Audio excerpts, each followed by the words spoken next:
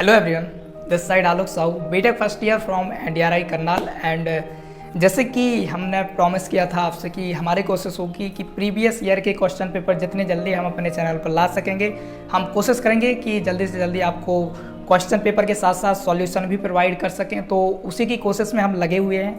काफ़ी ज़्यादा मेहनत अभी जारी है एंड हम लगे रहेंगे आपके लिए कि जब तक आपकी हेल्प पूरी ना हो सके। हमारा एम यही है कि हम आपकी ज़्यादा से ज़्यादा हेल्प कर सकें, क्योंकि जहाँ तक आपने देखा होगा कि जेई और नीट जैसे एग्ज़ाम्स के लिए काफ़ी सारे चैनल्स हैं, काफ़ी सारे मेंटर्स हैं जो यूट्यूब पर आपको गाइड कर देंगे। बट आईसीआर हुआ, बीएचयू हुआ, ऐसे कई सारे छोटे छोटे एग्ज़ाम्स हैं जिनकी रीच इतनी ज़्यादा नहीं है और उनके बारे में गाइडेंस इतना अच्छा नहीं मिल पाता। तो मेरी कोशिश यही होगी कि आपके ऐसे छोटे छोटे एग्ज़ाम्स भी छूटें ना एंड आपको एक प्रॉपर गाइडेंस मिले। तो उसी में मेरी पूरी कोशिश होगी। एंड आज की जो हमारी वीडियो होने वाली है उसमें हम केमिस्ट्री का पार्ट 2 डिस्कस कर रहे होंगे, जिसमें जो क्वेश्चन रह गए थे आपके प्रीवियस ईयर 2020 सितंबर का जो 2020 में हुआ था फर्स्ट शिफ्ट का पेपर, उसके नेक्स्ट कुछ 15 क्वेश्चन डिस्कस कर रहे होंगे। बाकी के क्वेश्चन जो रह गए थे वो हम थर्ड पार्ट में डिस्कस करेंगे। अभी तक जितना हम सॉल्यूशन बना रहे हैं वो उनकी वीडियोस लाकर हम अपलोड करते जा रहे हैं। एंड आई होप कहीं ना कहीं आप लोगों को ये वीडियोस पसंद आ रही होंगी। तो अगर पसंद आती हैं तो यार लाइक ज़रूर किया करो, क्योंकि इसमें काफ़ी ज़्यादा मेहनत लग रही है। और अगर आप हमारे चैनल पर नए हों तो सब्सक्राइब ज़रूर करना। एंड अगर आपको आईसीआर के बारे में ज़्यादातर चीज़ें नहीं पता और जानना चाहते हैं तो मेरी पुरानी वीडियोस आप देख सकते हैं, काफ़ी ज़्यादा हेल्प करेंगी वो आपकी। एंड अगर आपका कोई डाउट रहता है जो इन वीडियोज़ से पूरा नहीं हो पाता है तो आप मेरे को इंस्टाग्राम पर भी पूछ सकते हो, बाकी कमेंट भी कर सकते हो, मैं हर कमेंट का रिप्लाई करता हूँ। एंड और भी ज़्यादा मटेरियल जैसे कुछ चीज़ें होती हैं जो मैं टेलीग्राम पर भी पोस्ट करता रहता हूँ। तो अगर आप मटेरियल रिलेटेड आईसीआर से रिलेटेड मटेरियल भी चाहते हैं, सिर्फ आईसीआर से रिलेटेड ही नहीं, जेई नीट से भी रिलेटेड मैं कुछ चीज़ें उस टेलीग्राम पर शेयर करते रहता हूँ। मेरे पास कोटा के काफ़ी सारे नोट्स हैं, तो मेरी कोशिश यही है कि मैं उनको भी अपने टेलीग्राम चैनल पर शेयर करूं। तो अगर आप इन सब चीज़ों से अपने आप को रिलेट करते हैं तो टेलीग्राम चैनल ज्वाइन ज़रूर कर लेना, और मैं कोशिश करूंगा कि उसकी लिंक नीचे दे दूंगा। एंड आज हम डिस्कस कर रहे होंगे वही 22 सितंबर 2020 का जो फर्स्ट शिफ्ट 1 का पेपर है केमिस्ट्री का, उसी को डिस्कस करेंगे। एंड मैंने पूरी कोशिश की है कि ये पेपर आपको एक बेटर नॉलेज और इन्फॉर्मेशन देगा एंड कहीं ना कहीं आपको बोरियत नहीं होगी। मेरी कोशिश यही रही है कि ये पेपर आपकी एक बेहतर तरीके से हेल्प करेगा। एंड आई होप कहीं ना कहीं ये मेरा एक्सपीरियंस आप लोगों के काम आएगा। एंड मैंने पेपर में सिर्फ सॉल्यूशंस नहीं दिए हैं कि सिर्फ सॉल्व करके निकल गया, नहीं, मेरी कोशिश यही रही है कि आप उस किसी भी क्वेश्चन को अपने एक्सपीरियंस से किस तरीके से टैकल कर सकते हो, आखिर किस क्वेश्चन को किस तरीके से देखना चाहिए। मेरी यही कोशिश रही है कि हर क्वेश्चन को मैंने बेहतर तरीके से आप लोगों को समझाने की कोशिश की है। मे भी वीडियो बड़ी होगी ऑब्वियसली यार क्योंकि ये पेपर का डिस्कशन है तो वीडियो बड़ी हो सकती है, बट कहीं ना कहीं ये आप लोगों को हेल्प कर रही होगी। तो आई होप ये आपके जो वीडियो आ रही हैं, जो सीरीज चल रही है अभी प्रीवियस ईयर क्वेश्चन पेपर की, ये आपको आने वाले टाइम में हेल्प करेगी। अभी आपको शायद ये उतनी बेनिफिशियल नहीं लग रही होगी, बट जब आपका पेपर आता है ना तो उसके 10-15 दिन पहले सिर्फ यही वीडियोस आपके काम के लिए रह जाती हैं। बाकी इन्फॉर्मेशन तो आपको एक बार मिल जाती है, तो वो मिल ही चुकी होती है। तो यही मेरा मोटो होगा कि मैं आपकी ज़्यादा से ज़्यादा हेल्प कर सकूँ। तो जो हमारा पेपर है मैं इसके बाद अटैच कर रहा हूँगा, उसमें मैं आपको खुद नहीं दिखूंगा। मेरी यही कोशिश रहती है कि मैं आपको ज़्यादातर वीडियोस में फेस टू फेस बात कर सकूं, बट मेरे पास अभी इतनी चीज़ें अवेलेबल नहीं है कि मैं सामने से आपको पेपर सॉल्व करवा सकूं। बट मेरी कोशिश यही होगी कि मैं जल्दी से जल्दी एक बोर्ड वगैरह अरेंज कर सकूं जिस पर आप लोगों को क्वेश्चन पेपर सॉल्व करके बता सकूँ। बट जब तक ये सब मेरे पास नहीं है मैं कोशिश करूँगा मोबाइल से ही ये सब चीज़ें आपको सॉल्व करवा सकूँ। तो बिना किसी डाउट के या बिना किसी हेजिटेशन के आप मेरे से डाउट पूछ सकते हो, कमेंट कर सकते हो, मैसेज कर सकते हो, कुछ भी एनीथिंग एल्स आप कर सकते हो। एंड आई होप ये सारी चीज़ें आप लोगों की काफ़ी बेहतर तरीके से हेल्प कर रही होंगी। और हाँ, तो यही है कि यार आप लोग वीडियो को लाइक करना, जिससे हमें काफ़ी मोटिवेशन मिलता है नई वीडियोज़ बनाने के लिए। एंड अगर नए हो तो सब्सक्राइब ज़रूर कर लेना, क्योंकि हम भी चाहते हैं कि हमारे जो मेम्बर्स हैं वो ज़्यादा से ज़्यादा हो सकें, ताकि हमारी जो ये वीडियोज़ हैं काफ़ी ज़्यादा लोगों तक जा सकें। एंड दैट्स ऑल, चलिए वीडियो शुरू करते हैं। Hello everyone, this side Alok Sahu, BTech first year from NDRI Karnal. And जैसा कि मैंने अपने इंट्रो में बताया कि आज हम अपने फर्स्ट पार्ट के बाद जो क्वेश्चंस रह गए थे उन क्वेश्चंस को डिस्कस करेंगे। एंड अभी हमारी जो सीरीज चल रही है प्रीवियस ईयर के क्वेश्चन पेपर की, उनमें हम केमिस्ट्री को सबसे पहले करवा रहे हैं। तो अगर आप नए हों और आपने फर्स्ट पार्ट नहीं देखा है तो मैं आपसे रिक्वेस्ट करूंगा या सजेशन दूंगा कि आप सबसे पहले फर्स्ट पार्ट देख लीजिएगा इस केमिस्ट्री वाले प्रीवियस ईयर के पेपर का, वो डला होगा मेरे चैनल पर, तो पहले आप वो देख लीजिएगा, उसके बाद इसको देखना। क्योंकि मैंने अपने जो फर्स्ट पार्ट में बताया उसमें 20 क्वेश्चन कराए हैं, आपके एसी के 20 क्वेश्चन मैंने करवा रखे हैं। एंड बाकी इस पेपर में, मतलब इस पार्ट में जो सेकंड पार्ट है हम डिस्कस कर रहे हैं, इसके नेक्स्ट क्वेश्चन समथिंग इस पार्ट में हम 15 क्वेश्चन डिस्कस करेंगे केमिस्ट्री के।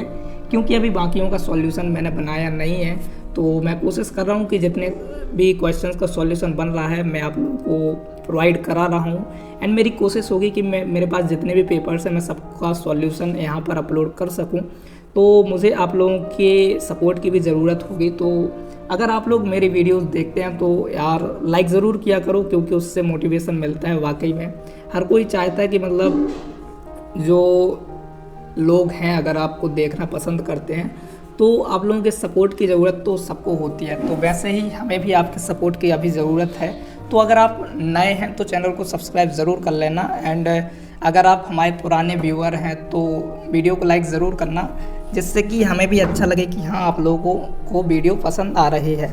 एंड मेरी पूरी कोशिश होगी कि मैं आप लोगों को जितने अच्छे तरीके से बता सकूं बताऊंगा। बाकी अगर कोई चीज़ गलती से गलत हो जाती है तो प्लीज़ उसको इग्नोर करना एंड अपने तरीके से उसको सुधार लेना। क्योंकि ऐसा तो है नहीं कि मैं कोई टीचर हूँ, मैं टीचर तो नहीं हूँ, बट कोशिश करूँगा आप लोगों को सही जानकारी देने की एंड अपना बेस्ट दूँगा।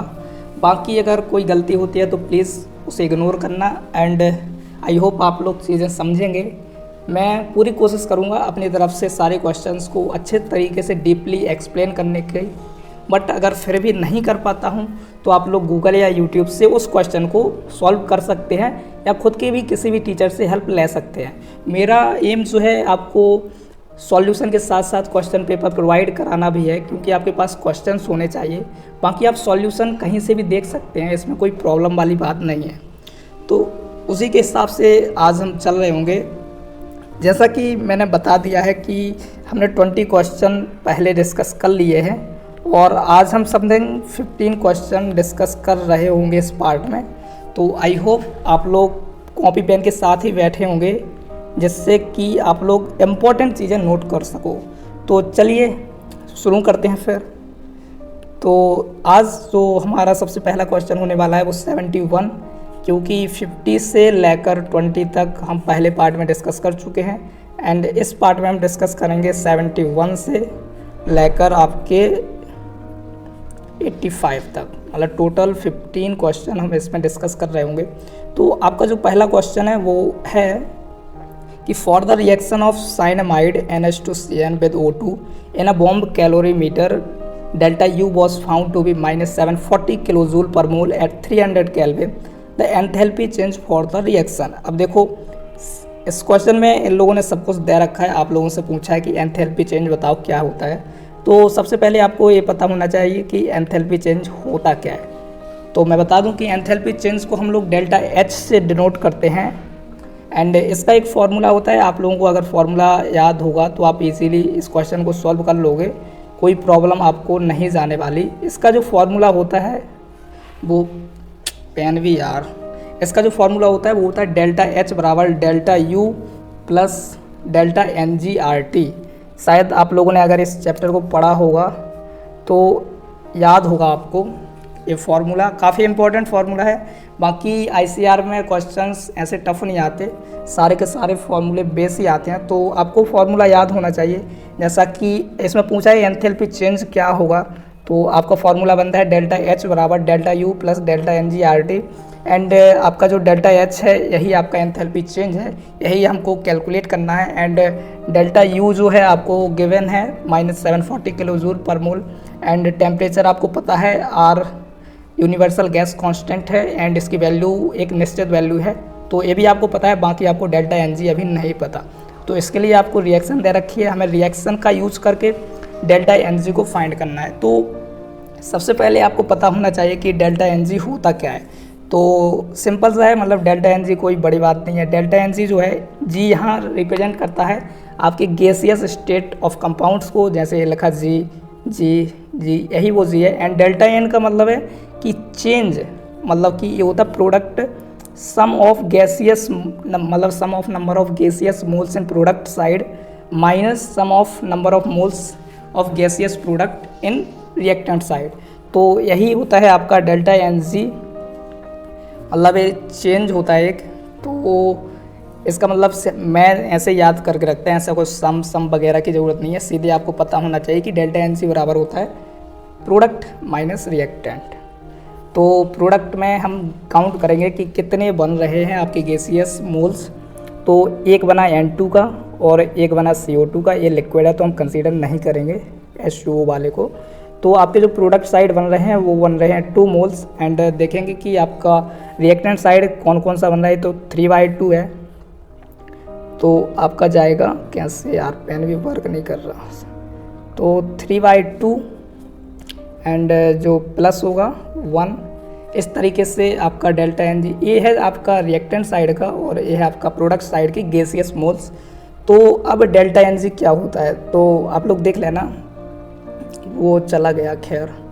तो डेल्टा एन जी जो आता है आपका, वो आता है वहाँ 2 - 5/2 बन रहा था ना, क्योंकि 1 + 3/2 तो 5/2। तो इस तरीके से इसको सॉल्व करेंगे तो हमें मिलेगा -1/2।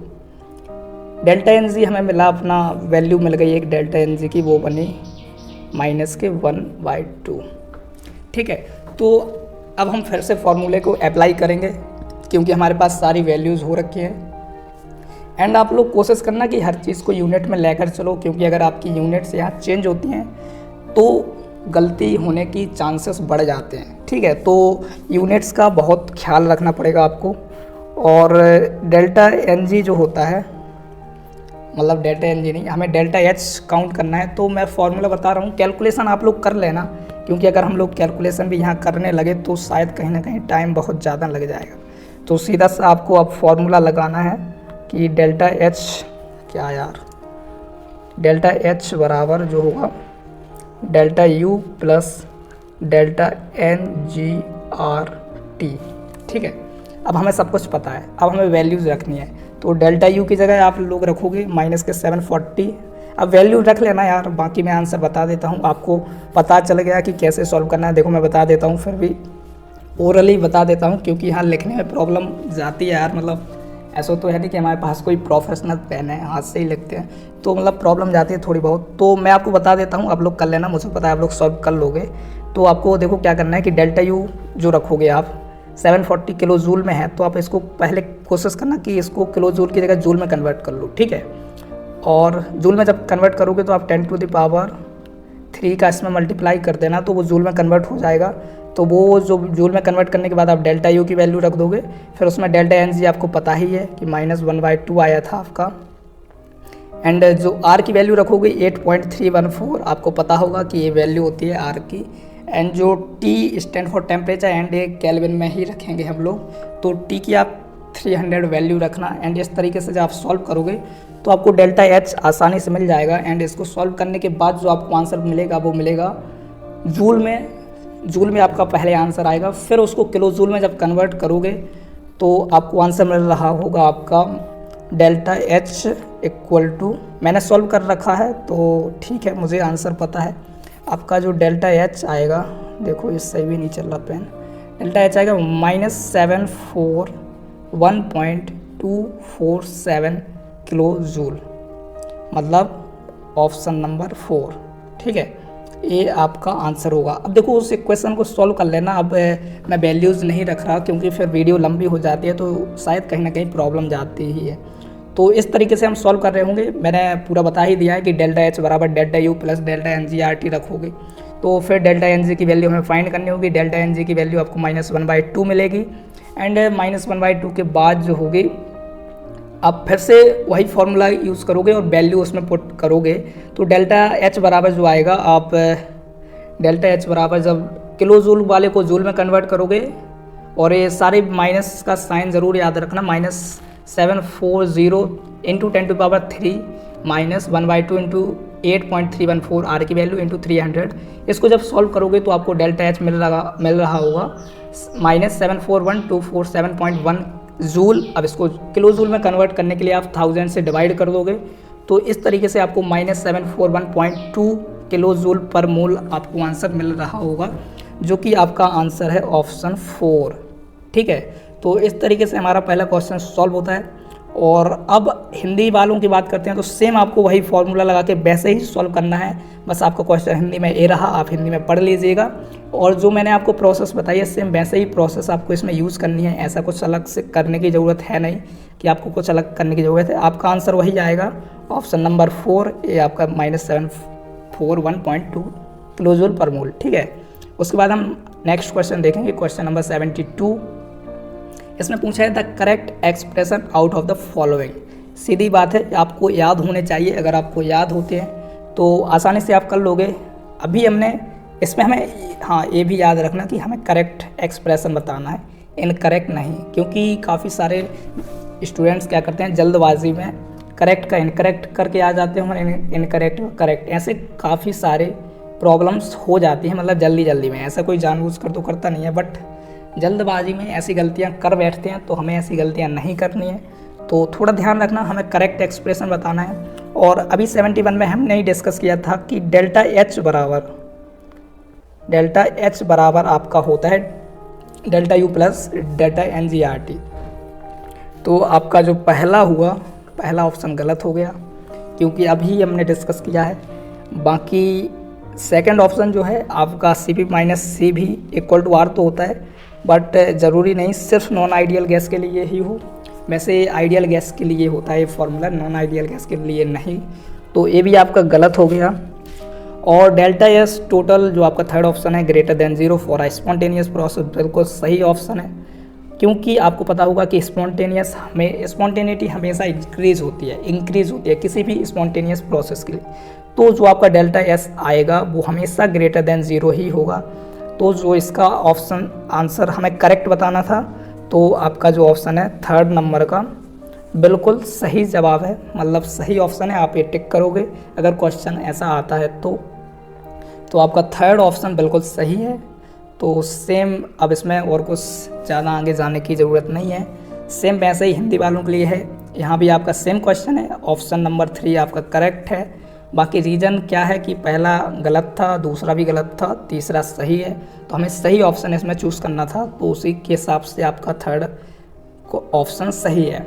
ठीक है, एंड नाउ आप 73 क्वेश्चन की बात करेंगे। तो ये क्वेश्चन है if the equilibrium constant for a reaction A plus B gives CC plus DD is KC, then the equilibrium constant for the reaction NAA plus NBB and gives NCC and DD will be equal to। इन्होंने क्या किया है कि ये equilibrium chapter से आपका question आया हुआ है, क्लास 11th आपको याद होगा।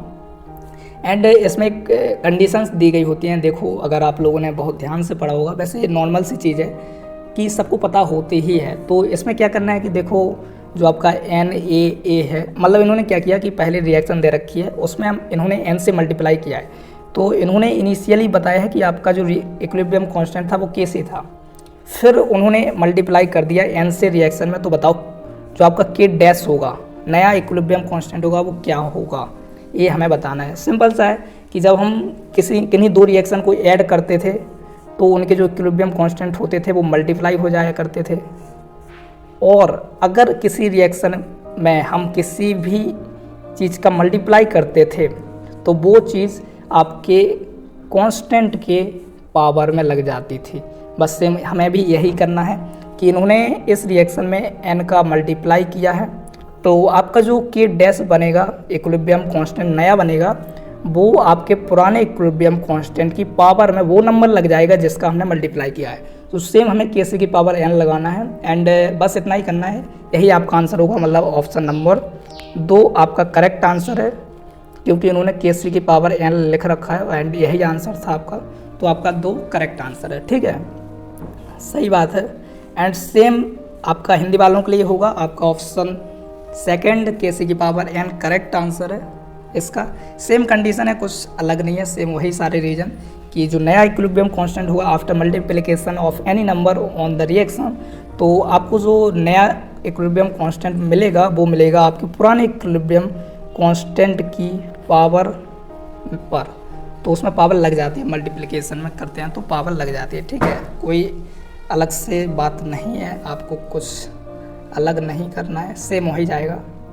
अगर हम नेक्स्ट क्वेश्चन देखें, क्वेश्चन नंबर 74, तो हमारा क्वेश्चन 74 ये काफ़ी इंपॉर्टेंट क्वेश्चन है यार। इसमें काफ़ी मेहनत लग गई। शुरुआत में तो मुझे समझ में नहीं आ रहा था, मतलब क्योंकि चीज़ें हम भूल चुके थे, बट काफ़ी मशक्क़त करने के बाद जैसे तैसे मुझे ठीक तरीके से समझ में आया। तो आई होप अगर मैं सही तरीके से नहीं बता पा रहा हूँगा या आपको लगता है कि आप इससे भी अच्छा सॉल्यूशन कर सकते हैं, तो बिल्कुल सही, आप लोग उसी को प्रेफर करना। एंड मुझे जो समझ में आया है मैं कोशिश करूँगा आप लोगों को सही तरीके से समझाने की, क्योंकि इस क्वेश्चन को करने में काफ़ी मशक्क़त लग गई। मैंने काफ़ी लोगों से पूछा ये क्वेश्चन एंड तो काफ़ी लोगों ने अपने कुछ ने बताया, कुछ ने नहीं बताया, ठीक है वो।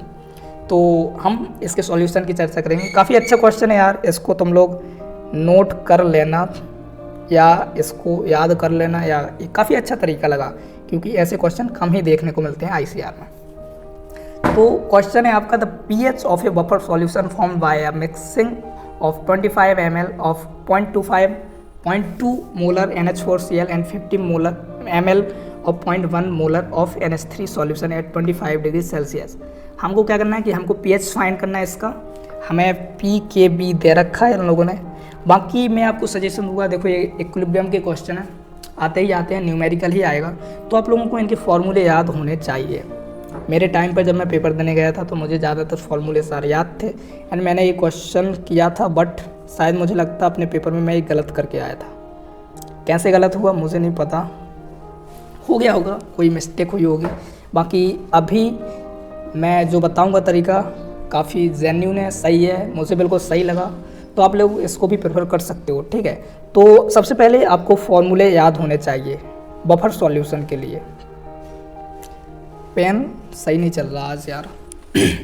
तो देखो आपको क्या करना है कि बफर सॉल्यूशन के जो फॉर्मूले होते हैं मैं बता देता हूँ। दो फॉर्मूले होते हैं बफर सॉल्यूशन के लिए, एक जो होता है पीएच और एक होता है पीओएच, ठीक है। दो फॉर्मूले होते हैं, तो दोनों फॉर्मूलों को आपको याद होने चाहिए। मैं ऐसे ही बता देता हूँ। जो पीएच का फॉर्मूला होता है उसमें होता है pKa plus log salt upon acid.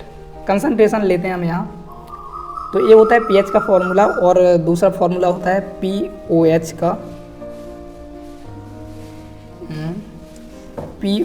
का, जिसमें फॉर्मूले में हम लिखते हैं pKb plus log salt upon base, ठीक है। इस तरीके से हम लिख रहे होंगे। तो इस क्वेश्चन में क्या है कि आपको pKb दे रखा है, हमें निकालना pH है बट हमें pKb दिया है, तो हम pOH का यूज़ करेंगे pH को फाइंड करने के लिए। तो जो हम फॉर्मूला लगा रहे होंगे वो pOH का होगा, जो कि होता है pKb plus log salt by base, ठीक है। ये फॉर्मूला हम लगा रखे होंगे। यहाँ सॉल्ट की कंसंट्रेशन और बेस की कंसंट्रेशन लिखते हैं, और जो सॉल्ट की कंसंट्रेशन होती है वो कंसंट्रेशन आपको तब लिखनी है जब रिएक्शन हो जाए, मिक्सचर के बाद की कंसंट्रेशन लिखनी है। ये काफ़ी लोग गलती कर देते हैं कि अभी आपको ये सॉल्ट दिया है तो आप 0.2 मोलर रख दोगे, तो बिल्कुल ऐसा नहीं करना है। आपको इन दोनों को मिक्सचर के बाद जो कंसंट्रेशन बनती है सॉल्ट की और बेस की, हमें वो लिखनी है, ठीक है। तो ये पॉइंट बहुत मैटर करता है कि आपको इनिशियली ये 25 ml दिया रखा है और इनिशियली ये 50 ml दिया है, बट हमें जो यहाँ यूज़ करना है सॉल्ट और बेस की कंसंट्रेशन में, वो फाइनल क्या रहता है उसकी कंसंट्रेशन यूज़ करनी है। तो ठीक है, हमारे पास pKb दे रखा है, हमें सॉल्ट और बेस की कंसंट्रेशन फाइंड करनी है। तो सबसे पहले हम क्या करेंगे, काफ़ी बड़ा क्वेश्चन है, मे भी टाइम लग सकता है। सबसे पहले हम करेंगे मिलीमोल्स निकालेंगे सॉल्ट के और बेस के दोनों के, ठीक है। तो मिलीमोल्स का मतलब होता है मतलब जब मोलैरिटी का फॉर्मूला लगाओगे, नंबर ऑफ मिलीमोल्स या मोल्स एक ही बात है, ऐसा कुछ डिफरेंट नहीं है। मिलीमोल्स हम तभी यूज़ करते हैं जब हमें ml में दिए जाते हैं वैल्यूज़, ठीक है, तो वो मिलीमोल्स में आ जाते हैं। तो आपको क्या करना है कि देखो सबसे पहले अगर हम सॉल्ट के मिलीमोल निकालें तो कितने बन रहे होते हैं। मिलीमोल मतलब होता है वॉल्यूम इनटू मोलैरिटी। वही मोलैरिटी का फॉर्मूला लगाओगे तो मोलैरिटी इक्वल टू जो बनता है मोल्स अपॉन वॉल्यूम। तो हमें यहाँ मोल्स निकालने हैं दोनों के, जो कि मोल्स हो गए वो मिलीमोल मिली में आएंगे तो हम उसको मिलीमोल्स बोल रहे हैं यहाँ पर। तो जो आपके सॉल्ट के मिलीमोल हैं वो हैं आपके 25 इंटू 0.2 और ये आएगा 5 मिलीमोल। ठीक है, सॉल्ट के नोट कर लेना, क्योंकि यहाँ से हम कट करते हैं तो वैल्यूज़ चली जाती हैं, मुझे याद रहेंगी, आप भी याद रखना। तो अब हमें नेक्स्ट सॉल्ट क्या है 0.5 मिलीमोल, और ये मोल चेंज नहीं होते हैं, आपको बता दें, चाहे वॉल्यूम चेंज हो कुछ भी चेंज हो, बट मोल हमेशा कांस्टेंट रहते हैं। ठीक है, और अब हम बेस की बात करते हैं। बेस आपका NH3 है, इसके मिलीमोल कितने हैं, तो वही 50 ml इंटू 0.1 करेंगे तो आएगा 0.5 आ रहा क्या, अरे 0.5 नहीं आ रहा, दोनों का 5 आ रहा। ठीक है, सॉरी, ये मतलब ऐसे ही जल्दबाजी में हो गया। सॉल्ट का भी 5 मिलीमोल आया। ठीक है, 5 मिलीमोल, और आपका बेस का भी दोनों का 5 मिलीमोल, मतलब दोनों के मोल्स बराबर हैं। ठीक है, मैंने वो 0.5 गलत बताया था, तो 0.5 नहीं आ रहा, आपका 5 मिलीमोल आ रहा, तो इसको करेक्ट कर लेना। इसका मतलब यहाँ हम ऑब्जर्व कर सकते हैं कि दोनों के मोल्स जो हैं इक्वल है। ठीक है, तो फाइनली अब इनकी कंसंट्रेशन क्या हो रही होगी, कंसंट्रेशन चेंज होगी। अब जो ये 0.2 है ये नहीं रहेगी। ठीक है, क्योंकि वॉल्यूम आपका चेंज हो गया। फाइनल जो वॉल्यूम हो रहा है वो 75 ml होगा, क्योंकि 25 इसका 50 इसका, तो 75 ml आपका फाइनल वॉल्यूम बना। तो अब कंसंट्रेशन सॉल्ट की क्या होगी, सॉल्ट की कंसंट्रेशन मतलब मोलैरिटी क्या होगी, मोलैरिटी मतलब मोल्स अपॉन वॉल्यूम। वॉल्यूम आपका 75 है और मोल्स आपका 5 है, दोनों ml में है तो कोई प्रॉब्लम नहीं है। ये आपके आए सॉल्ट के, अगर हम लिख दें यहाँ सॉल्ट मतलब 1/15। ठीक है, 5 1 5 5 5 5 25। ठीक है, 1/15 याद रखना, ये सॉल्ट की कंसंट्रेशन आई है, कंसंट्रेशन। ठीक है, मतलब मोलैरिटी। एंड अब हम अगर बेस की मोलैरिटी निकालें या कंसंट्रेशन निकालें तो कितनी आती है, वो उसके मिलीमोल्स कितने आए थे आपके 5, और फाइनल सॉल्यूशन बना 75, तो ए भी 1/15 आया। मतलब दोनों की concentration after mixing the salt and base, दोनों की कंसंट्रेशन सेम आई। तो मतलब अब हम फॉर्मूला में यूज़ करेंगे, दोनों की कंसंट्रेशन सेम आई है, वही 1/15 हम दोनों की कंसंट्रेशन का यूज़ कर रहे होंगे, और वो है 1/15 और 1/15। अब हम अपना फॉर्मूला लगाएंगे POH वाला। ठीक है, तो आपका फॉर्मूला था POH बराबर PKB प्लस लॉग सॉल्ट की कंसंट्रेशन अपॉन बेस की कंसंट्रेशन आफ्टर मिक्सिंग। ठीक है, इतना याद रखना, ये इनिशियल कंसंट्रेशन हम नहीं लेते हैं, अगर आप इनिशियली ले लोगे आपको क्वेश्चन बिल्कुल गलत हो जाएगा। अब हम इसको सॉल्व कर रहे होंगे तो ये दोनों कैंसिल आउट हो जाएंगे, यहाँ 1 बचेगा, और log 1 की वैल्यू 0 होती है, आपको बिल्कुल पता होगा 0 होती है। ठीक है, तो ये पूरा पार्ट कैंसिल हो जाता है, आपको समझ में आ गया होगा। तो अब वो देखो फिर से हट गया, तो तुम लोग बैक करके देख लेना, जो आई थी वैल्यू, जो वैल्यू बची थी वो log वाला पार्ट पूरा 0 हो गया था, और POH आपका आया था PKB के बराबर, और PKB की वैल्यू आपको दी रखी है, वो है 4.75। तो यहाँ से आपको POH मिल जाता है 4.75। अब लेकिन आपको pH निकालना है, तो आपको फॉर्मूला पता होगा कि pH प्लस POH बराबर 14 होता है, pH प्लस POH बराबर 14 होता है। आपको POH पता है, pH निकालना है, तो 14 में से जब इसको माइनस करोगे तो आपको pH मिल जाएगा। सिंपल सी बात है, ये तो इक्वेशन आपको समझ में आ रही होगी। तो हम 14 में से इसको घटा रहे होंगे 4.75 को, तब आपको आंसर मिलता है 4, ऑप्शन 4। काफ़ी मेहनत लग गई, आपका आंसर आता है ऑप्शन 4, 9.25 आपका करेक्ट आंसर है। इस तरीके से हमारा क्वेश्चन सॉल्व होता है। काफ़ी बड़ा क्वेश्चन हो गया, बट आई होप आप लोगों को सही तरीके से समझ में आ गया होगा। मैंने देखो अपना पूरी दम लगा दी समझाने में, बाकी मुझे बहुत प्रॉब्लम गई इन सब चीज़ों को एक बार समझने में, क्योंकि मैं पहले चीज़ें भूल चुका था। बट खैर आप लोगों को मुझे समझाना था, इसलिए मैंने फिर से वही किताबें पलटाई, जैसे तैसे पता चला, किया इसका सॉल्यूशन, बट कहीं मिला नहीं मुझे। पर खैर मेरे ही एक दोस्त ने मुझे इसका सॉल्यूशन बताया था, इस तरीके से उसने मुझे बताया तो मुझे तरीका सही लगा। आप लोग इसका यूज़ कर सकते हो, बट अगर आपको इसके अलावा भी कोई दूसरा सॉल्यूशन पता है एंड अगर आपको वो अच्छा लगता है तो आप उसको प्रेफर कीजिए। मैं कोई ये नहीं कहूँगा कि आप मेरा ही सॉल्यूशन प्रेफर कीजिए, आप इसको एक चॉइस रख सकते हैं, फिर आप पर डिपेंड करता है आपको कौन सा सॉल्यूशन ज़रूरी है। ठीक है, ऐसा कुछ खास नहीं है, आपको आंसर लाना है कैसे भी लाओ, कोई नहीं पूछता कि आप आंसर कैसे लाए थे, बस सब यही पूछेंगे कि भाई आपका फाइनली कॉलेज कौन सा है। मैटर करता है आपका कॉलेज नेम, आपको यही तो चाहिए है। आदमी मेहनत भी इसलिए करता है कि उसको बेटर कॉलेज मिले और बेटर फ्यूचर मिले, ताकि कॉलेज ही आपका फ्यूचर सिक्योर करता है।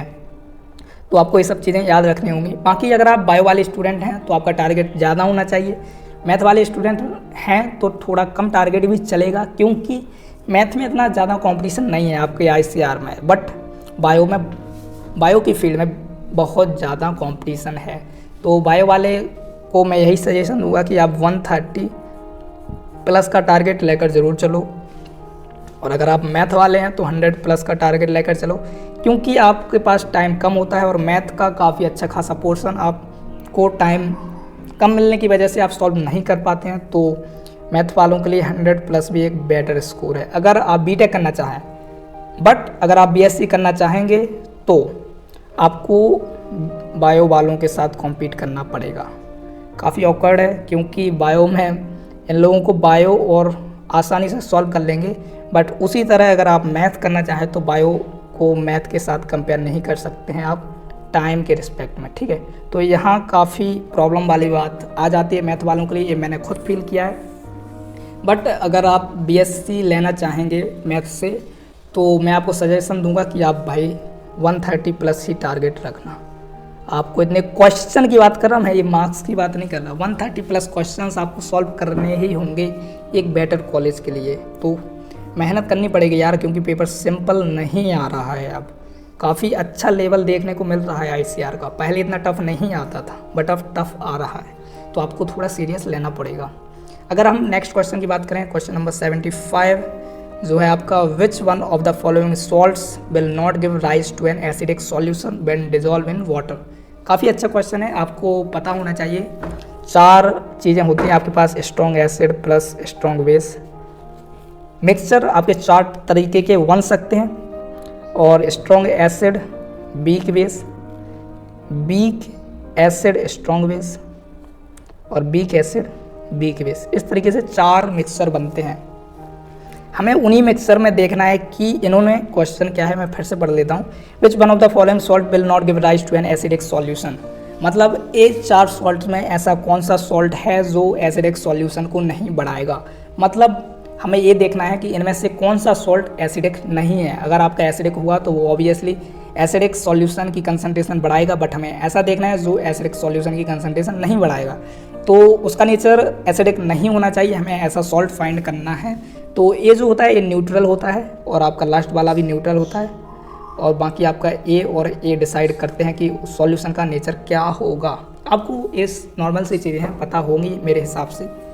तो आपका जो एम है इस क्वेश्चन का कि आपका जो है वो एसिडिक नहीं होना चाहिए। एसिडिक कब नहीं होगा? जब आपका स्ट्रॉन्ग बेस होगा और वीक एसिड होगा। इस कंडीशन में आपको बेसिक नेचर वाला सॉल्यूशन मिलेगा या सॉल्ट मिलेगा। तो आपको ये ढूंढना है, ठीक है। मतलब जहाँ स्ट्रॉन्ग बेस होगा और वीक एसिड होगा, उसका फाइनल जो नेचर होगा सॉल्यूशन का या सॉल्ट का वो स्ट्रॉन्ग बेस होगा, मतलब बेसिक नेचर होगा। और जब बेसिक नेचर होगा तो ऑब्वियसली वो एसिडिक सॉल्यूशन को बड़ा राइज नहीं कर रहा होगा। यही हमें इस क्वेश्चन में आंसर देना है। तो सबसे पहला ऑप्शन देखते हैं हम, HCOONA। इससे हमें पता चलता है कि ये जो है सॉल्ट किसका मिक्सचर है, NaOH का। अब लिखने पर मत जाना क्योंकि मैं हाथ से लिख रहा हूँ, काफ़ी प्रॉब्लम जा रही है बट कोशिश कर रहा हूँ। और HCOOH का, तो आप समझ गए होंगे जो हमें चाहिए था वही ये है, strong base plus weak acid, और यही आपका आंसर है। बाकी ऑप्शन देखने की भी ज़रूरत नहीं पड़ेगी और आपका फर्स्ट ऑप्शन करेक्ट है क्योंकि ये बेसिक नेचर का है, और बेसिक नेचर का है तो ऑब्वियसली एसिडिक मीडियम को राइज नहीं करेगा। और सॉरी टिल्ट हो गया था, कोई नहीं। तो इस तरीके से आपका फर्स्ट ऑप्शन करेक्ट है। बाकी ऑप्शन चेक करने की ज़रूरत नहीं है। ये देखो यहाँ HCl मिल रहा, H2SO4 मिल रहा, तो ये सारे आपके एसिड हैं और इसको बढ़ाएंगे, तो ऑब्वियसली आपका फर्स्ट ऑप्शन जो है वो करेक्ट ऑप्शन है। रीज़न वही है कि इसमें बेसिक नेचर है, और बेसिक नेचर भला एसिड को कैसे बढ़ाएंगे, तो नहीं बढ़ा सकते ऑब्वियस है, ठीक है। इतने आप समझदार हैं, समझ गए होंगे। बाकी हिंदी में भी वही है, आपका आंसर 1 है। HCOONA क्यों है? क्योंकि ये बेसिक है। अब बेसिक को हिंदी में क्या बोलते हैं? क्षारीय। ये क्षारीय नेचर के हैं, तो आपके अम्लीय नेचर को नहीं बढ़ाएंगे, ऐसा ही कुछ क्वेश्चन था। तो आपका ऑप्शन होगा 1, यही इसका करेक्ट रीज़न है। बाकी अगर आपको और भी अच्छी चीज़ रीज़न पता है तो ऑब्वियसली बहुत अच्छी बात है। एंड अगर आपको मेरे तरीके से बताए गए क्वेश्चंस में आपको कोई गलती लगती है तो ऑब्वियसली आप कमेंट कर सकते हैं, क्योंकि आप लोगों को एक करेक्ट इन्फॉर्मेशन मिलनी चाहिए। मेरी होप यही होगी कि आप लोग सीखें तो करेक्ट चीज़ ही सीखें। मैं नहीं चाहूँगा कि मेरी वजह से आपको कोई गलत इन्फॉर्मेशन मिले, ठीक है। मैं अपनी पूरी कोशिश करूँगा आपको एक जेन्युइन इन्फॉर्मेशन देने की। मैं कभी नहीं चाहूँगा कि आपको कोई गलत इन्फॉर्मेशन मिले, बट अगर बाई चांस मेरे मुंह से ऐसी गलत चीज़ निकल जाती है जो गलत है, तो प्लीज़ उसे इग्नोर करके अपने आपकी वॉइस को प्रेफर करना, अपने आप के जो इन्फॉर्मेशन है उसे प्रेफर करना देन मेरी जगह, ठीक है। तो बाकी आप समझदार हो, समझ रहे होंगे मैं कहना क्या चाहता हूँ। चलिए नेक्स्ट क्वेश्चन देखते हैं, 76 क्वेश्चन नंबर। आपका ये नेक्स्ट क्वेश्चन है, केमिस्ट्री की कोई रिएक्शन दे रखी है और पूछ रहा है कि in the reaction 2Cu2O plus Cu2S gives 6Cu plus SO2 species which act as an oxidant. Oxidant का मतलब है ऐसी स्पीसीज जो खुद को रिड्यूस कर रही हो और सामने वाले को ऑक्सीडाइज कर रही हो, मतलब किसी दूसरे प्रोडक्ट को ऑक्सीडेशन स्टेट में भेज रही हो और खुद रिड्यूस हो रही हो, ऐसी स्पीसीज को हम कहेंगे ऑक्सीडेंट। इस रिएक्शन में तो हमें ऐसे ही रिएक्शन में एक कंपाउंड को ढूंढना है जो खुद को तो रिड्यूस कर रहा हो और सामने वाले को ऑक्सीडाइज कर रहा हो। तो हम सबसे पहले क्या करेंगे कि इनकी ऑक्सीडेशन स्टेट देख लेंगे। तो मुझसे ऐसे जनरली याद है, आप देखो ऑक्सीजन -2, तो ऑक्सीजन से हम कॉपर की निकाल सकते हैं, -2/2 तो +1, जस्ट अपोजिट हो जाता है। यहाँ भी आप ऑक्सीडेशन स्टेट अपने तरीके से निकाल लेना। मुझे अपना तरीका पता है बट मैं तरीका समझा नहीं सकता, तो आप लोगों को ऑक्सीडेशन स्टेट निकालनी आती होगी, आप समझ सकते हैं। यहाँ भी आपका जो कॉपर 2 है, सल्फ़र की हम मान के चलेंगे -2, तो कॉपर की यहाँ भी +1 आ रही है। और जब नेक्स्ट प्रोडक्ट साइड हम देखेंगे तो कॉपर की बन जाती है 0, क्योंकि एलिमेंटल स्टेट में है, और यहाँ सल्फ़र की बनती है +4। आप समझ रहे होंगे कैसे, क्योंकि आपको ऑक्सीडेशन स्टेट निकालनी आनी चाहिए। मैं यहाँ ऑक्सीडेशन स्टेट निकालना नहीं सिखाऊंगा, ऑब्वियसली यार नहीं सिखा सकता, क्योंकि ये नॉर्मल सी चीज़ें हैं, आपको आनी चाहिए। बेसिक्स हैं केमिस्ट्री के, आपको ऑब्वियसली आते होंगे, मुझे पता है। तो इस तरीके से हम देख रहे हैं, कॉपर +1 स्टेट में है दोनों में, और यहाँ कॉपर अपने आप को रिड्यूस करके 0 में जाता है और यहाँ सल्फ़र ऑक्सीडाइज हो रहा है। तो फाइनली आपका आंसर बनता है कॉपर 1, क्योंकि वो रिड्यूस हो रहा है खुद को और सामने वाले को ऑक्सीडाइज करके +4 में भेज रहा है, क्योंकि पहले सल्फ़र +2 में था, ठीक है। तो यहाँ से आपका आंसर बनता है कॉपर 1, यही आपका आंसर है। ऑप्शन नंबर 3 आपका करेक्ट आंसर है, ठीक है। मैंने समझा दिया है, आपको ऑक्सीडेशन स्टेट निकालनी आती होगी तो आप आसानी से कर लोगे। मैं फिर से बता देता हूँ, इसका जो आंसर है ऑप्शन 3 कॉपर 1 इसका आंसर है, ठीक है, जो कि एक ऑक्सीडेंट की तरह यूज हो रहा है। हिंदी में सेम वही है, सेम रीजन, ऑक्सीडेशन स्टेट निकालो, देखो कौन किसको कौन रिड्यूस हो रहा है और कौन ऑक्सीडाइज हो रहा है। जो रिड्यूस होगा वही ऑक्सीडेंट की तरह यूज़ करेगा, ठीक है। तो वो है आपका कॉपर 1 एंड ऑप्शन नंबर 3, ठीक है, यही आपका आंसर है। अब नेक्स्ट क्वेश्चन पर चलते हैं, क्वेश्चन नंबर 77। क्वेश्चन नंबर 77 में बात करते हैं, how much electricity in terms of Faraday is required to produce 20 gram of aluminium from molten Al2O3। इनके काफ़ी सारे तरीके हैं, न्यूमेरिकल हैं, न्यूमेरिकल का कोई एक तरीका होता नहीं है। तो एक तरीका मैं बताता हूँ, काफ़ी सिंपल तरीका है, अगर आप लोगों को सही लगे तो ज़रूर अप्लाई करना। मैंने ये अरविंद अरोरा सर से सीखा था, काफ़ी केमिस्ट्री के, तो वो तो काफ़ी बढ़िया टीचर हैं। अगर आप लोग नहीं मुझे पता है सारे स्टूडेंट जानते होंगे उनको, जो भी साइंस बैकग्राउंड से है। अरविंद अरोरा सर काफ़ी बढ़िया टीचर हैं, मतलब जितनी भी तारीफ़ करें कम है उनकी, क्योंकि मैं मोस्टली स्टूडेंट्स ने उनसे पढ़ा रखा होगा। एंड A2 मोटिवेशन के नाम से भी काफ़ी जाने जाते हैं। खैर मैं कोई, लेकिन हाँ वो तारीफ़ काबिल हैं टीचर, तारीफ़ करनी चाहिए। बाकी चलो क्वेश्चन सॉल्व करते हैं हम। तो देखो, अगर आप लोगों को चीज़ें पता हों काफ़ी अच्छी बात है, मैं बता देता हूँ, टाइम लग जाएगा कोई नहीं। मेरा जो सॉल्यूशन है मैं कैसे सॉल्व करता, देखो इस क्वेश्चन को मैं ना कोशिश करता हूँ कि आसानी से क्वेश्चन सॉल्व हो जाए तो ज़्यादा बेटर है। देखो इस क्वेश्चन को कैसे सॉल्व करेंगे। तो ये क्वेश्चन पूछा है इन्होंने, how much electricity in terms of Faraday is required to produce 20 gram aluminium from Al2O3। सबसे पहले देखेंगे Al2O3 में एल्यूमिनियम की ऑक्सीडेशन स्टेट क्या है, +3, ठीक है, समझ रहे होंगे आप। और यहाँ वही +3 है ना, 3 6 2 3, हाँ +3। यहाँ एल्यूमिनियम की ऑक्सीडेशन स्टेट +3 है। आपको ऑक्सीडेशन स्टेट निकालनी आनी चाहिए, मैंने पहले भी कहा है।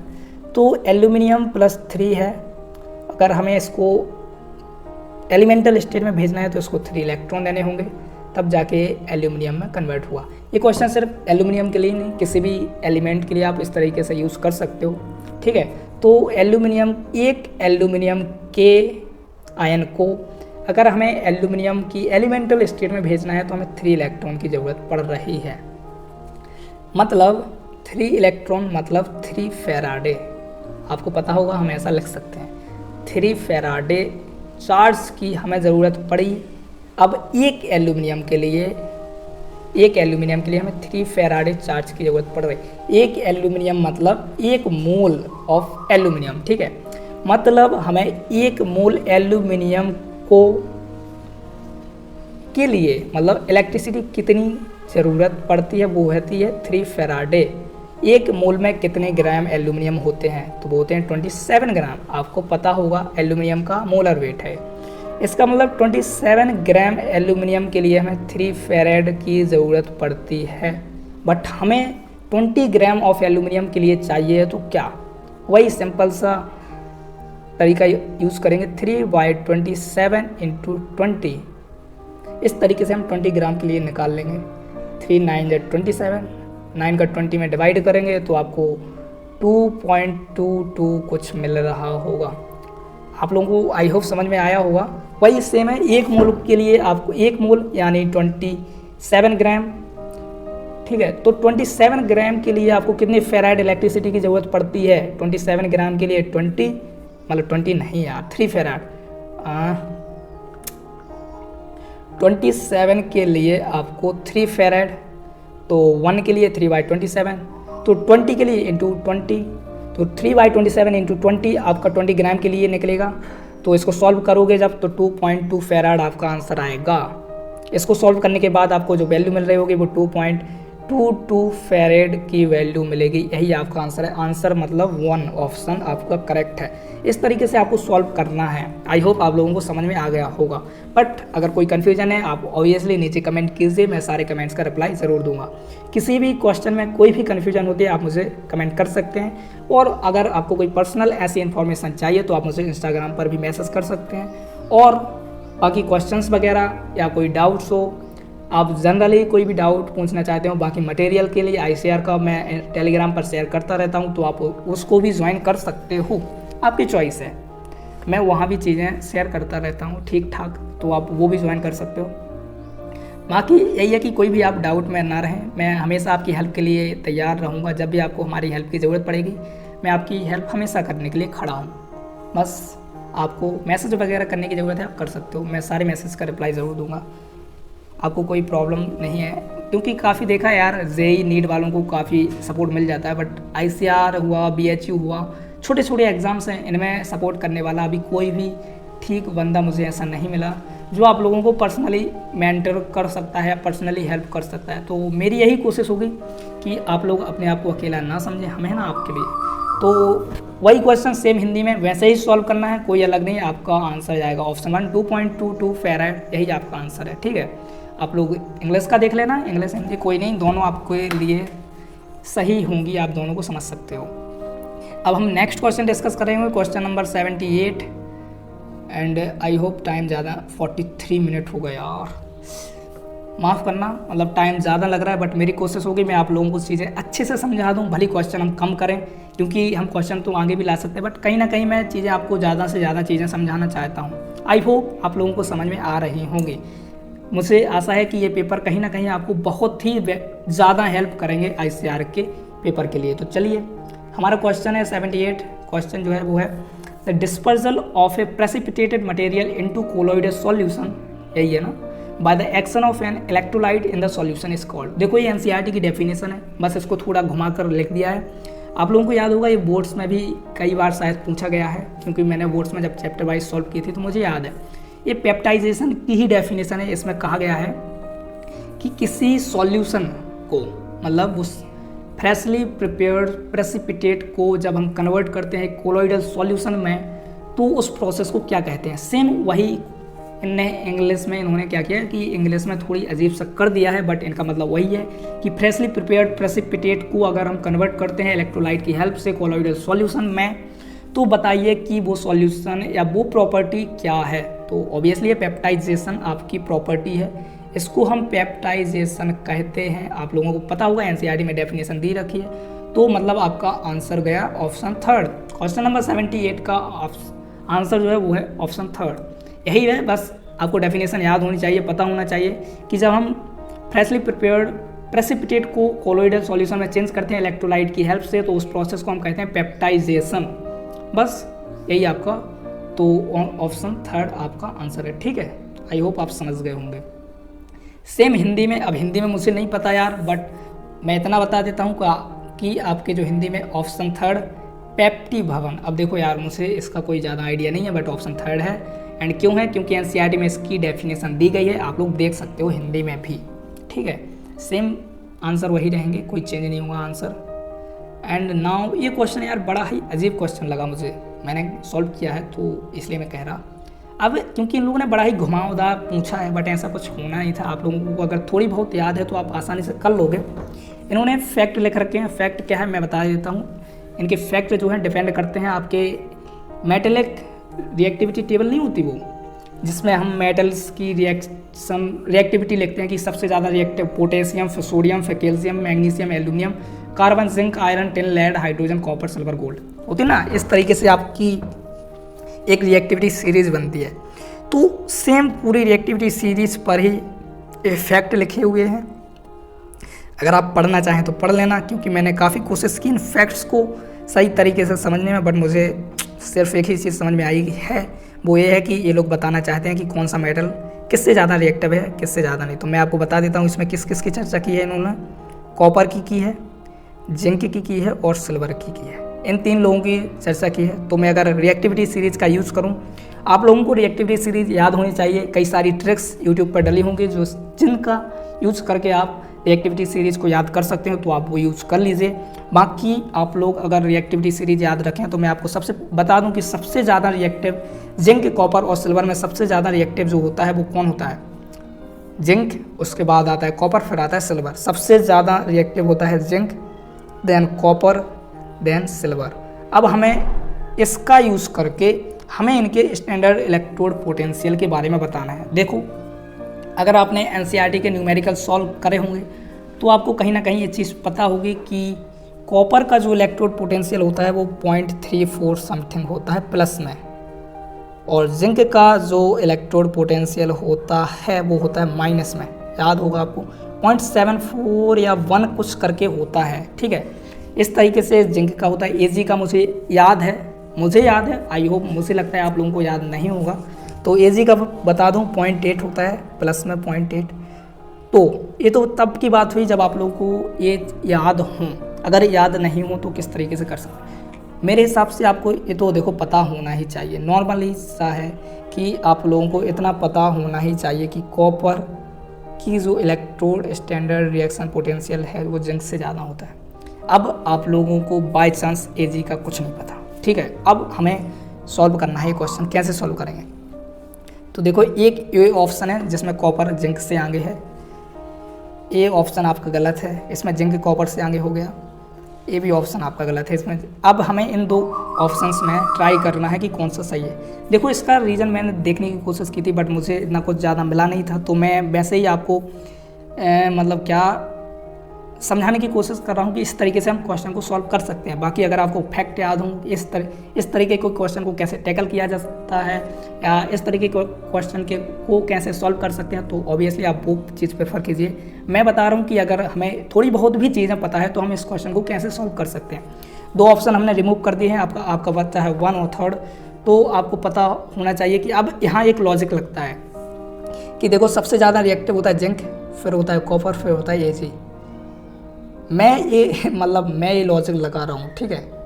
तो थोड़ा वैसे ही लॉजिक आप लगा सकते हो। अब सोचने वाली बात है कि जिंक कॉपर से ज़्यादा रिएक्टिव होता है, बट कॉपर की जो इलेक्ट्रोड पोटेंशियल है वो जिंक से ज़्यादा है, तो ऑब्वियसली Ag की कॉपर से ज़्यादा होगी।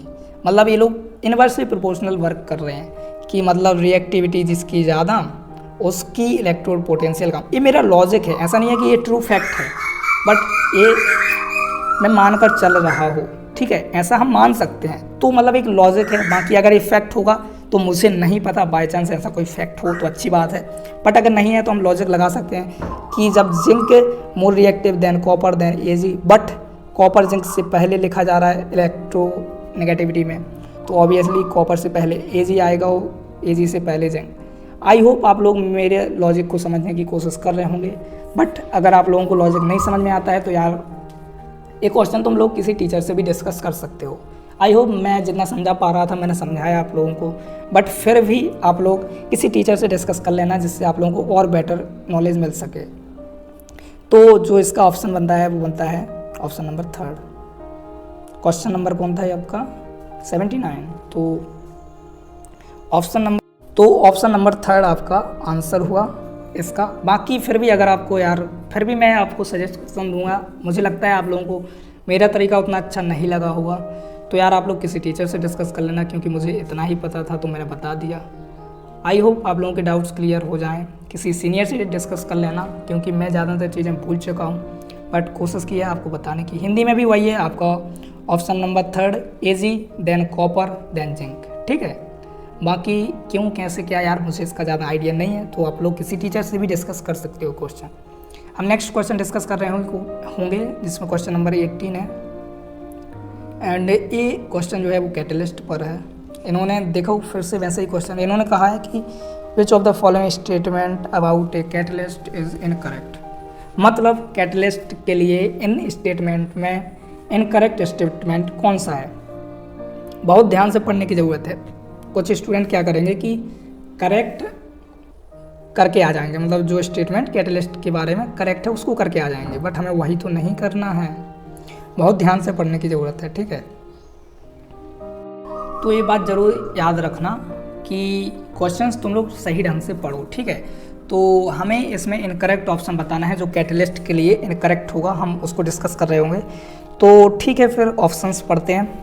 ऑप्शन नंबर पहला आपका कहता है a catalyst can not catalyse a non spontaneous reaction. सही बात है, आपका कैटलिस्ट नॉन स्पॉन्टेनियस रिएक्शन को कैटलाइज नहीं कर सकता है, ये सही है।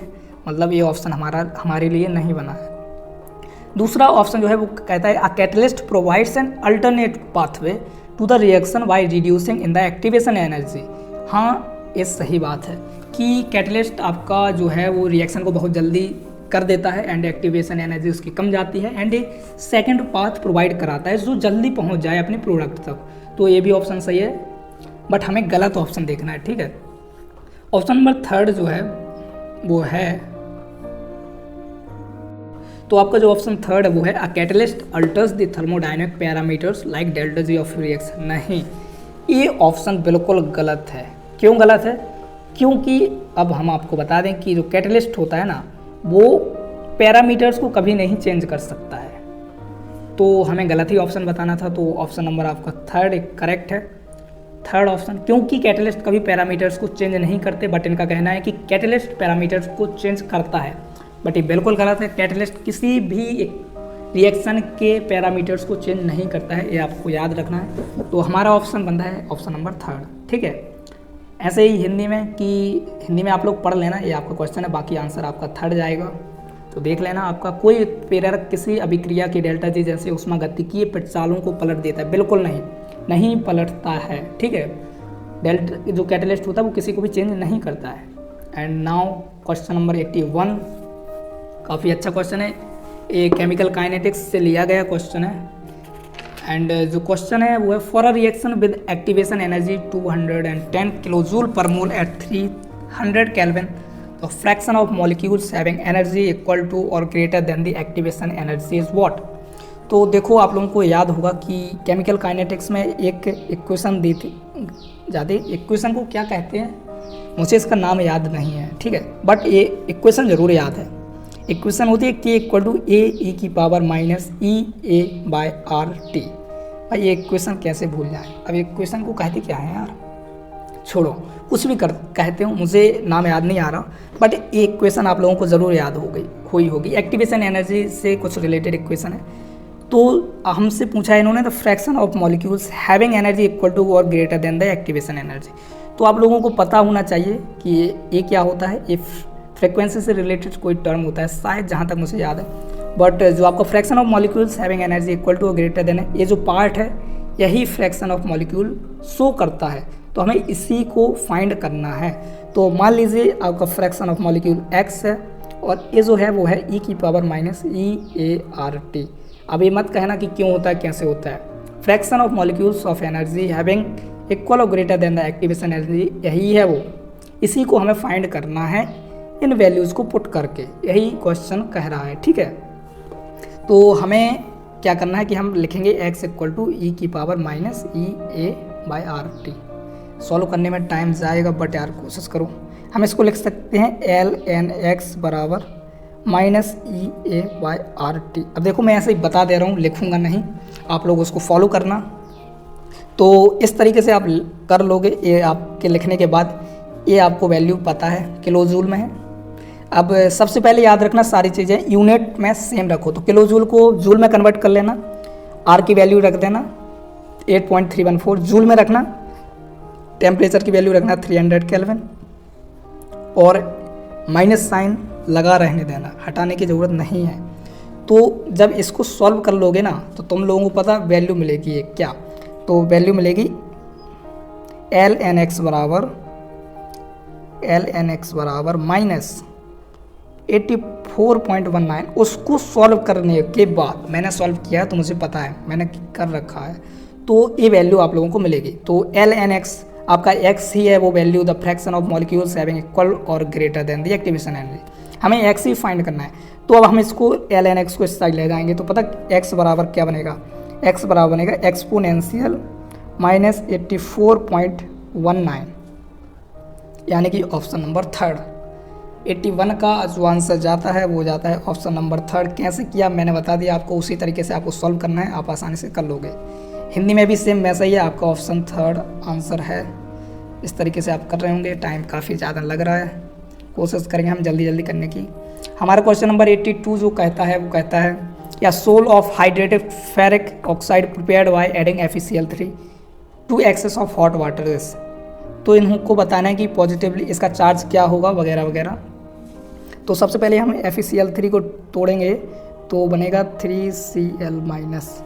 तो अब मेटल डिसाइड करता है कि आपका चार्ज क्या होगा। ये पॉजिटिवली चार्ज है तो आंसर आएगा, जो इसका आंसर है क्वेश्चन नंबर 82 का आंसर नंबर है ऑप्शन 3, यानी कि ऑप्शन 3 मतलब क्यों कैसे Fe3 प्लस ही ये सब डिसाइड करेगा। तो ठीक है, ये पॉजिटिव है तो ऑप्शन नंबर 3 आपका बनेगा कि positively charge due to the adsorption of Fe3 plus ion. मैं जल्दी जल्दी करने की कोशिश कर रहा हूँ क्योंकि टाइम काफ़ी ज़्यादा लग रहा है। बाकी आप क्वेश्चन देख के खुद भी सॉल्व कर सकते हो। अब H प्लस की कोई बात ही नहीं की गई है इसमें, OH माइनस की कोई बात ही नहीं की गई, Fe2 प्लस की कोई बात ही नहीं की गई। ऑब्वियसली ऑप्शन नंबर 3 आपका आंसर होगा। इस तरीके से भी आप कर सकते हो, बाकी यही आपका आंसर है। रीजन आपका Fe3 प्लस है, इसको तोड़ोगे तो आपको आंसर आसानी से मिल जाएगा। आपका हिंदी वालों का भी वही ऑप्शन नंबर 3, ठीक है, देख लेना। एंड नेक्स्ट क्वेश्चन आता है 83 क्वेश्चन क्या है कि density of 2 molar solution of NaCl is 1.25 ग्राम पर ml the molality of the solution. मैं फॉर्मूला बता दे रहा हूँ आप लोग, फॉर्मूला और आंसर बता दे रहा हूँ, वैल्यू पुट करके आप लोग खुद ही सॉल्व करोगे इसको, क्योंकि अभी ये फॉर्मूला देखो NCERT में भी दिया गया है, गूगल भी करोगे तो मिल जाएगा। गूगल पर अगर लिखोगे मोलैलिटी और मोलैरिटी में क्या रिलेशन है तो आपको ये फॉर्मूला मिल जाएगा। तो ठीक है, इन्होंने हमें मोलैरिटी दे रखी है, हमें मोलैलिटी निकाल लिया है। फॉर्मूला मैं बता देता हूँ, मोलैलिटी को हम स्मॉल m से डिनोट करेंगे। तो फॉर्मूला काफ़ी बड़ा है, आपको याद होना चाहिए, तो आप आसानी से क्वेश्चन सॉल्व कर रहे होंगे। तो 1000 into M, capital M molarity decide करेगा और स्मॉल एम आपका मोलैलिटी डिनोट कर रहा होगा, ठीक है। तो ये फॉर्मूला है, इसमें पुट करोगे तो आपको मोलैलिटी आसानी से मिल जाएगी। अब 1000 into M upon m into molar mass of solute, solute यानी NaCl का मोलर मास लिखोगे। इसके बाद माइनस अरे ये नहीं, सॉरी गलत है, इसको मिटाओ, छोड़ो, इसको फॉर्मूला गलत जा रहा था। फॉर्मूला आपका जो है मोलैलिटी स्मॉल एम बराबर capital M into 1000 upon 1000 into density, ये है वो थोड़ा उल्टा हो रहा था, 1000 into density minus molarity into molar mass of solute, ये है आपका फॉर्मूला। मोलैरिटी आपको पता है, डेंसिटी आपको पता है, मोलर मास ऑफ NaCl आपको पता है, मोलैरिटी सब कुछ आपको पता है, डेंसिटी। अब आपको वैल्यूज़ पुट करके आंसर लाना है। अब देखो इसमें थोड़ी एक गलती है, मैंने जब इसको सॉल्व किया था तो मेरा आंसर आया था 1.76 मोलैलिटी 1.76 आई थी, बट जो आंसर की में जो आंसर दिया गया है वो इन्होंने आंसर दिया है ऑप्शन नंबर 2, तो मेरे हिसाब से आंसर होना चाहिए ऑप्शन 3, बट आंसर दिया है ऑप्शन 2। तो आप अपने हिसाब से देख लेना कि कौन सा आंसर सही है। अगर आपका 3 आ रहा है तो मेरे हिसाब से वो सही होना चाहिए, बाकी अगर आपका 2 आ रहा है तो बहुत अच्छी बात है, फिर आपका 2 सही होगा, मेरा 3 गलत होगा। बट मैंने जब सॉल्व किया था तो मुझे 1.6 एम वैल्यू मिली थी, बट अगर आप सॉल्व करते हैं और 2 अगर आपको ऑप्शन मिलता है तो आप कमेंट करके ज़रूर बताना, ताकि और भी स्टूडेंट्स को ये चीज़ क्लियर हो सके। मेरे हिसाब से ऑप्शन 3 इसका आंसर होना चाहिए, बट आंसर की में ऑप्शन 2 दिया गया है, तो आप आंसर की को फॉलो कर सकते हैं, बट मेरे हिसाब से बट फिर आपको जो आंसर लगता है आप उसको फॉलो कीजिएगा, दोनों सही होंगे। अब मुझे क्लियर नहीं है, हो सकता मैं गलत हूँ, तो आप लोग इसको भी फॉलो कर सकते हैं, बट आपके सॉल्व करने के बाद जो आंसर आएगा वो डिसाइड करेगा कि ऑप्शन नंबर 2 होगा या 3 होगा। 3 मेरे सॉल्व करने पर आया था, बट आंसर के में 2 दिया गया है, तो आप 2 को भी कंसीडर कर सकते हो। अगर आपका 3 आता है तो आप 3 को ही करेक्ट माने, डाउट में जाने की जरूरत नहीं है कि 2 होगा या 3 होगा, ठीक है। जो आपका आंसर आएगा वही आपका सही आंसर होगा। सेम हिंदी में वही प्रॉब्लम है, 2 और 3 में जो आपका सही आंसर आएगा, अगर 3 आता है तो सही आंसर होगा वो, ठीक है, कोई प्रॉब्लम वाली बात नहीं है। नेक्स्ट क्वेश्चन आता है 84, बिल्कुल थ्योरेटिकल क्वेश्चन है, इसमें कोई रीजन नहीं है। इनका क्वेश्चन है on the basis of magnetic property, आपका सॉलिड स्टेट से क्वेश्चन पूछा गया है। लास्ट पेज पर वो दिया ना मैग्नेटिक, फेरोमैग्नेटिक, फेरी मैग्नेटिक, उसी से ये क्वेश्चन आया हुआ है। एंड क्वेश्चन है मैग्नेटाइट जो है वो किसका आंसर है, मतलब किसके अंदर आता है, फेरोमैग्नेटिक, एंटी फेरोमैग्नेटिक, फेरी मैग्नेटिक, किसका एग्जाम्पल है मैग्नेटाइट। तो इसका आंसर है एंटी फेरोमैग्नेटिज्म। अब क्यों है कैसे है मुझे नहीं पता, आपकी जो आंसर की है उसको एंटी फेरोमैग्नेटिज्म के अंदर दिया गया है, तो यही आपका आंसर है। बाकी आपको ज़्यादा जानकारी चाहिए गूगल कर सकते हैं, मैग्नेटाइट के बारे में जान सकते हो आप। बाकी NCERT पढ़ो, उसमें भी आपको आसानी से मिल जाएगा ये, ठीक है। NCERT तो है ही फिर सब कुछ। बाकी इसका आंसर जो है ऑप्शन नंबर 3 आपका आंसर की मैं दिया है, यही इसका आंसर है। हम नेक्स्ट क्वेश्चन के बारे में डिस्कस कर रहे होंगे 85, एंड यही हमारा लास्ट होगा। बाकी के 15 क्वेश्चन हम पार्ट 3 में डिस्कस कर रहे होंगे, क्योंकि वीडियो काफ़ी लंबी हो रही है, तो हम नहीं चाहेंगे कि आपका ज़्यादा टाइम लिया जाए। तो चलिए, energy of radiation in electron volt, आपका जो 85 क्वेश्चन है वही हम डिस्कस कर रहे हैं, एंड ये हमारा लास्ट है। Energy of radiation in electron volt for, अब ये आई लिखा ना, आई नहीं है, वो लैम्डा है, 300 नैनोमीटर, ठीक है। ये लैम्डा है आपका, लैम्डा यानी वेवलेंथ। इन लोगों ने कहा है कि वेवलेंथ हमने आपको दे दी है, अब आप हमें बताइए कि एनर्जी क्या होगी। तो देखो मैं आपको बता दे रहा हूँ कैसे सॉल्व करना है, बाकी आप सॉल्व खुद करना, मैं सॉल्व करके नहीं बता रहा हूँ क्योंकि वीडियो वैसे भी लंबी हो रही है। तो सॉल्व करना है आपको, फॉर्मूला सीधा NCERT से फॉर्मूला उठाया हुआ है कि E = SC/λ। आप लोगों को ये फॉर्मूला पता होगा। E stand for energy, Planck's constant, speed of light, and lambda wavelength, ठीक है। और ये नैनोमीटर में दे रखा है, तो मीटर में चेंज कर लेना तुम लोग। जब चेंज कर लोगे तो E = H की वैल्यू मैं आपको बता दूं, वो होता है 6.62 × 10⁻34, एंड C की वैल्यू जो होती है, अब मैं वैल्यू नहीं रख रहा, ठीक है, अब तुम लोग खुद सॉल्व करना है। लैम्डा को मीटर में लिखना अब तुम लोग, एच की वैल्यू जो होती है वो 6.62 इंटू 10⁻34 होती है। सी की जो वैल्यू होती है 3 इंटू 10⁸ होती है। लैम्डा इन लोगों ने 300 दे रखा है, बट इसको 10⁻⁻⁹ से डिवाइड मल्टीप्लाई करना तो ये मीटर में कन्वर्ट हो जाएगा। तो इसके बाद तुम लोग इससे डिवाइड करोगे ताकि ये आंसर इलेक्ट्रॉन वोल्ट में मिले आपको। तो तुम लोग 1.6 इससे भी डिवाइड करोगे इसको, मतलब कि एच से ऊपर होगा, लैम्डा के साथ साथ ये वैल्यू भी आप लिख रहे होगे, तो आपको एनर्जी जो मिलेगी इलेक्ट्रॉन वोल्ट में मिलेगी। और इसके बाद इसको सॉल्व करने के बाद जो आपको आंसर मिलता है, क्योंकि मैं सॉल्व कर रखा हूँ, तो वो है 4.14 इलेक्ट्रॉन वोल्ट, यानी आपका ऑप्शन नंबर 4 एक करेक्ट है। न्यूमेरिकल है, सिंपल सा न्यूमेरिकल है जो फॉर्मूले पर बेस्ड है, आप लोगों को से आसानी से हो जाना चाहिए। वही है सेम, अब दोबारा बता देता हूँ, h c by lambda metre में रखना, और तुम लोग इलेक्ट्रॉन वोल्ट से डिवाइड करोगे तो वैल्यू आपको एनर्जी की इलेक्ट्रॉन वोल्ट में मिलेगी। इलेक्ट्रॉन वोल्ट मतलब इस वैल्यू से डिवाइड करोगे, इस पूरी वैल्यू में, या फिर तुम लोग ऐसे कर दो, इसी के साथ ही डिवाइड कर दो, अलग से करने की जरूरत है नहीं। बट अगर तुम लोग एच सी बाई लैम्डा को सॉल्व करने के बाद जो वैल्यू आती है और उसको इलेक्ट्रॉन वोल्ट में कन्वर्ट करने के लिए आपको इससे डिवाइड करना होगा। तो अगर बस सिंपल उसी को जब सॉल्व करोगे तो तुम लोगों को आंसर मिलेगा, जो वो मिलेगा 4.14 इलेक्ट्रॉन वोल्ट, ये आपका आंसर होगा। और आंसर यानी ऑप्शन नंबर 4 आपका करेक्ट है। इस तरीके से हम क्वेश्चन 85 तक पहुंच जाते हैं। ये हमारा पार्ट 2 है, एंड हम पार्ट 3 लाने की जल्दी कोशिश करें, कल या परसों तक ला दें। तो आप तीनों को एक साथ देख सकते हो बैठकर, ऐसा नहीं है कि आपकी कंटिन्यूटी बिगड़ जाएगी। हम कोशिश कर रहे हैं जल्दी से जल्दी आपको सॉल्यूशन प्रोवाइड करें। बाकी आज की वीडियो का हम एम रखते हैं 50+ लाइक्स का, क्योंकि यार लाइक्स करना चाहिए, तुम लोग लाइक्स नहीं करते वीडियो को।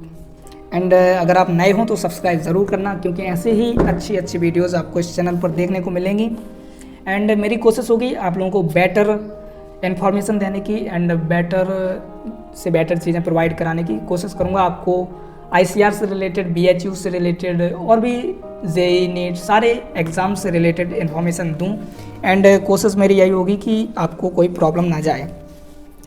तो आई होप आप लोगों को ये वीडियो पसंद आई होगी। पसंद आई है तो लाइक करो, चैनल को सब्सक्राइब ज़रूर करें, एंड वो बेल आइकॉन को प्रेस ज़रूर करें, ताकि जब भी हमारी न्यू वीडियो रिलीज़ हो तो आपके पास नोटिफिकेशन ज़रूर पहुंच जाए। एंड चलिए, तो यही था। अभी ये हिंदी वालों का वही ऑप्शन 3 है, मैं बता दूं तो ऐसा नहीं है कि मेरी यही कोशिश होगी कि हिंदी इंग्लिश दोनों स्टूडेंट्स को ये वीडियो काम करे, हेल्प करे। एंड काफ़ी सारे लोग ICR का पेपर, कोई दूसरा पेपर सॉल्व करवा देते हैं और बताते हैं कि वो ICR का है, तो ऐसे लोगों से बचें थोड़ा, और बाकी जेन्युइन पेपर ही सॉल्व करो तुम लोग, जो कि तुम लोगों को ICR में हेल्प करेंगे। तो आई होप ये पेपर भी आपका कहीं ना कहीं हेल्प करेगा। And that's all. हम कोशिश कर रहे होंगे पार्ट 3 जल्दी से जल्दी लाने का, तो आप लोग बने रहिए हमारे साथ। एंड यही था आज की वीडियो में। आई होप आप लोगों को ये वीडियो पसंद आई होगी। तो चलिए, ओके बाय, टेक केयर।